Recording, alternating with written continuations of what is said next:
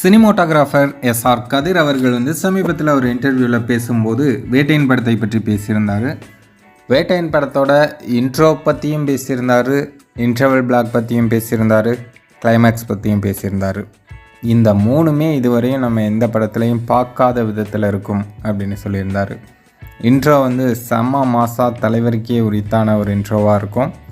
Interval black இதுவரையும் தலைவரோட படங்களில் இந்த மாதிரி ஒரு இன்டர்வல் பிளாக்கை நான் பார்த்ததே இல்லை. ரொம்ப சூப்பராக வந்திருக்கு. கண்டிப்பாக அந்த இடம் எல்லாருக்குமே ரொம்ப ஒரு பிடிச்சி போன இடமா இருக்கும் அப்படின்னு சொன்னார். அதே போல் கிளைமேக்ஸ் பற்றி பேசும்போது கிளைமேக்ஸ் எல்லா படத்தையும் மாதிரியும் அந்த மாஸ் இருக்கும், அதே சமயம் அதில் ஒரு மெசேஜும் இருக்கும். இப்போ வழக்கமாக பார்க்குற படத்தோட கிளைமேக்ஸை விட இது ரொம்ப சிறப்பாக இருக்கும். வழக்கமாக எல்லா படத்துலையும் வில்லனை ஹீரோ அடித்து தள்ளுவார், சுட்டு தள்ளுவார், இல்லை ஏதாவது அந்த மாதிரி ரணகலமான விஷயங்கள் தான் நடக்கும்.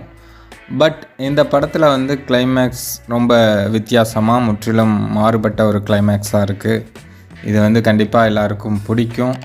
சூப்பர் ஸ்டார் இந்த மாதிரி ஒரு படத்தில் நடிக்கிறது மிகப்பெரிய விஷயம். கண்டிப்பாக இந்த படம் எல்லாருக்கும் பிடிச்சி போன ஒரு படமாக இருக்கும் அப்படின்னு நம்ம சினிமாட்டோகிராஃபர் கதிர் சொல்லியிருந்தார்.